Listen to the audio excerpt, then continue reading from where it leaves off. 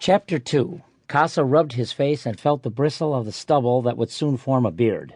"How do you propose we pull this off, boss?" Smith zoomed in on the Stones' mansion using Google Maps and pointed with his finger. "I'm going to have you stationed here." He moved his finger 2 streets over. "And I'll be here." Casa scribbled down some notes. "I'm glad it's finally time, boss. We've been here at this for months now.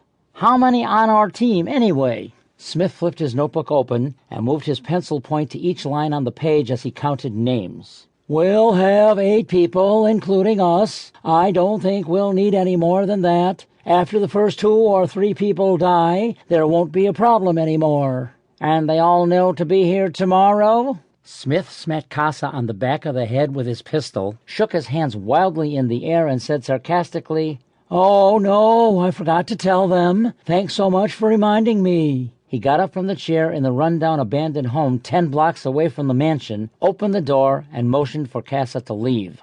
Sally awoke to an empty bed again. She let out a huge sigh, put on her robe, and walked to the laboratory. Blake was talking on his Bluetooth headset with his best friend Salim, frantically soldering again and acting all jittery as if he had too much coffee. He didn't even notice her come in. "Are you okay, hon?" Blake looked up and motioned for Sally to come over. "I'll call you back, Salim." Blake pushed his earpiece to hang up the phone. Yes, I am. Better than ever. I think I did it, babes. I finally found some very detailed resources, put 2 and 2 together, and the solution clicked in my mind. Just like that," Blake said as he snapped his fingers. "I just finished soldering the last wire in place. The solution was right under my nose the entire time. I knew I was close." "Excellent!" Sally threw her arms around Blake and gave him a huge hug to share his excitement. She still didn't believe this was even possible, but supported her husband 100%. "How are we going to test this?" "At the morgue, of course."